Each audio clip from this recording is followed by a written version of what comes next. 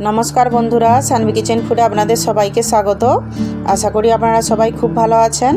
आज आमी आपनादेर साथे शेयर करब लाउएर कोफ्ताकारी रेसिपि। एटी बानानो खूबई सहज एबं एर स्वादो हय दुर्दान्त। तो पुरो भिडियोटी स्किप ना करे अवश्यई देखबेन एबं आमार रेसिपिटी यदि आपनादेर भालो लागे ताहले प्लिज लाइक शेयर एबं सबस्क्राइब करे आमार पाशे थाकबेन एबं कमेंटे जानाते भुलबेन ना आमार रेसिपिटी आपनादेर केमन लागछे। तो चलुन ताहले देखे नेওয়া যাক एर जोन्नो आमार कि उपकरण लागबे। प्रथमे निয়েছি এখানে আমি লাউয়ের খোসাটা আমি ছাড়িয়ে নিয়েছি। দুটো মিডিয়াম সাইজের টমেটোকে বেটে নিয়েছি। দুটো মিডিয়াম সাইজের পেঁয়াজকে আমি বেটে নিয়েছি। পেঁয়াজ কুচি, ধনেপাতা কুচি, আদা বাটা, কাঁচা লঙ্কা কুচি। ঝালটা আপনাদের প্রয়োজন মতো নিয়ে নেবেন।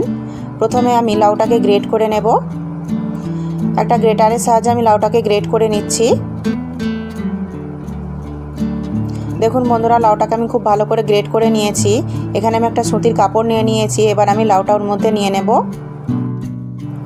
এবার আমি লাউয়ের জলটা খুব ভালো করে বের করে নেব। হাতের সাহায্যে চাপ দিয়ে আমি খুব ভালো করে জলটা বের করে নিচ্ছি। দেখুন, এই জলটা কিন্তু খুব ভালো করে অবশ্যই বের করে নিতে হবে, তা না হলে কিন্তু এটা পাতলা হয়ে যাবে আর কোফতাগুলো কিন্তু ভালো হবে না। এই জলটা আমি ফেলে দেব না, এটা আমি পরে তরকারিতে ইউজ করে নেব। এবার আমি লাউটা নিয়ে নিচ্ছি আর একটা অন্য পাত্রে। দেখুন বন্ধুরা, লাউটা কি সুন্দর ঝরঝরে হয়ে গেছে।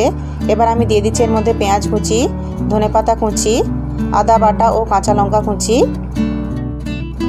এবার আমি দিয়ে দিচ্ছি হাফ চামচ লঙ্কার গুঁড়ো, হাফ চামচ হলুদ গুঁড়ো, হাফ চামচ জিরে গুঁড়ো, হাফ চামচ ধনে গুঁড়ো, অল্প একটু গরম মশলার গুঁড়ো, দিয়ে দিচ্ছি স্বাদ মতো নুন, দিয়ে দিচ্ছি 4 চামচ বেসন। এখানে আমি বেসনের পরিমাণটা প্রথমে 4 চামচ দিচ্ছি, পরে লাগলে কিন্তু আরও একটু দিতে হবে। এগুলোকে খুব ভালো করে আমি মিশিয়ে নেব।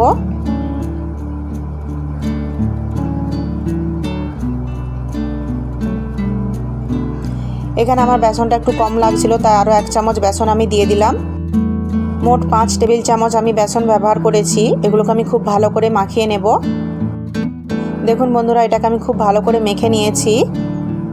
এটা আমার একদম রেডি হয়ে গেছে। এবার আমি এটা থেকে কোফতা বানিয়ে নেব। চুলা আমি একটা ফ্রাইং প্যান বসিয়ে নিয়েছি, দিয়ে দিচ্ছি সরষের তেল। আপনারা চাইলে সাদা তেলও করতে পারেন, তবে সরষের তেলে কিন্তু বেশি টেস্টি হয়। তেলটাকে খুব ভালো করে আমি গরম করে নেব। তেলটা ভালো করে গরম করে নিয়েছি। এবার আমি কোফতাগুলো দিয়ে দেব। এখানে একসাথে যতগুলো কোফতা এসে যায় ততগুলো কিন্তু আমি দিয়ে দেব। দেখুন বন্ধুরা, অনেকগুলো কোফতা আমি দিয়ে দিয়েছি। এবার আমি এক পিঠটা ভাজা হতে দেব। চুলার আঁচটা আমি একদম মিডিয়ামে রেখেছি। এক পিঠটা আমার ভাজা হয়ে গেছে। এগুলোকে এবার আমি হালকা হাতে উল্টে নেব। চুলার আঁচটা কিন্তু একদম মিডিয়ামে রেখে এগুলোকে ভেজে নিতে হবে। দেখুন বন্ধুরা, সবগুলো আমি উল্টে নিয়েছি। একই রকমভাবে আমি অপর পিঠটাও ভাজা হতে দেব। অপর পিঠটা আমার ভাজা হয়ে গেছে। একই রকমভাবে আমি এগুলোকে উল্টে নেব এবং উল্টে পাল্টে লাল লাল করে ভেজে নেব। দেখুন বন্ধুরা, এগুলো আমার ভাজা হয়ে গেছে। এবার আমি এগুলোকে তুলে নেব।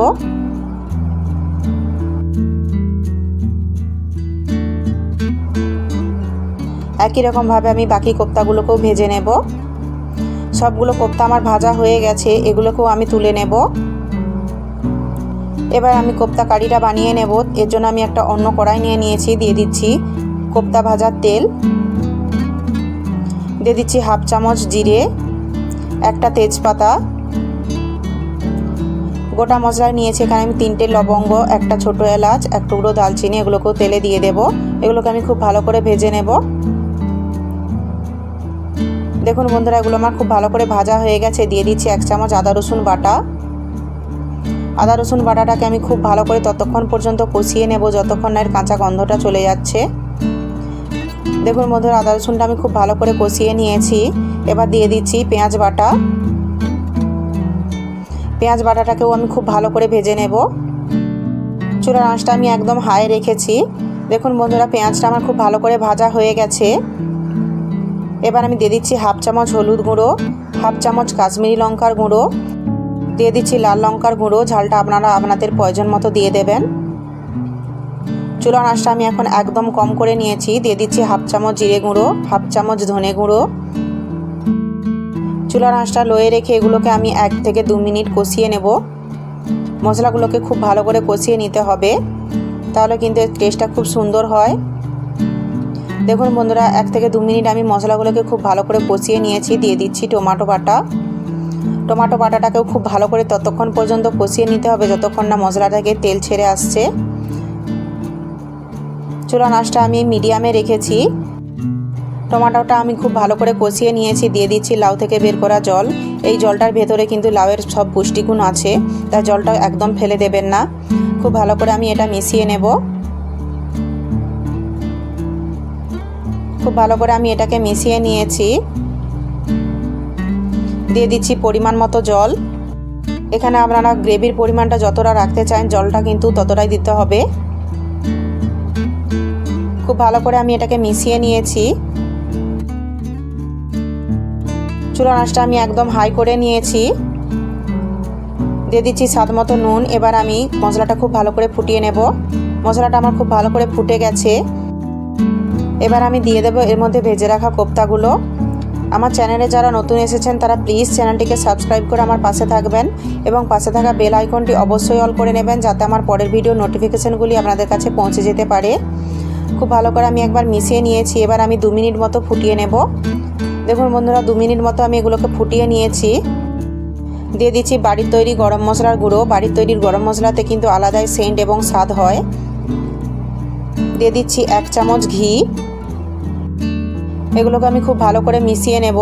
কোপ্তা কারিটা আমার একদম রেডি হয়ে গেছে। চুলা আঁচটা বন্ধ করে আমি কোপ্তা কারিটা নামিয়ে নেব। এবার আমি কোপ্তা কারিটা সার্ভ করে নেব।